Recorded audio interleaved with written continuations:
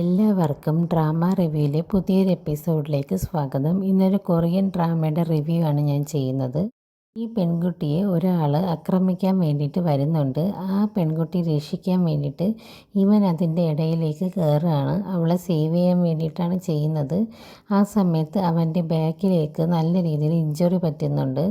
നല്ല രീതിയിൽ തന്നെ സിവിയറായിട്ട് ബ്ലീഡിങ്ങും അവിടെ ഉണ്ടാവുകയാണ്. അവൾ അത് കാണുമ്പോൾ തന്നെ നല്ല രീതിയിൽ പേടിക്കുന്നുണ്ട്.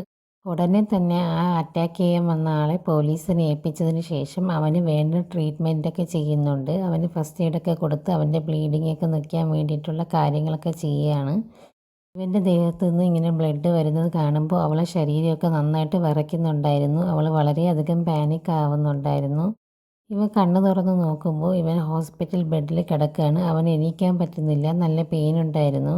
അവൻ ഒരു സൈഡ് ചെരിഞ്ഞിട്ട് എങ്ങനെയോ എണീക്കുന്നുണ്ട്. അവന് അത്ര വലിയ രീതിയിലുള്ള ഇഞ്ചുറി പറ്റിയിട്ടില്ല എന്നുള്ളത് കൊണ്ട് തന്നെ അവന് വലിയ രീതിയിലുള്ള അപകടങ്ങളൊന്നും സംഭവിച്ചിട്ടില്ല.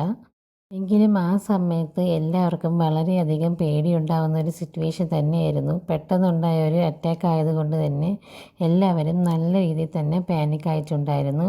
പക്ഷേ എല്ലാവരും കൂടെ ചേർന്ന് ആ ഒരു സിറ്റുവേഷൻ കൺട്രോൾ ആക്കുകയാണ്.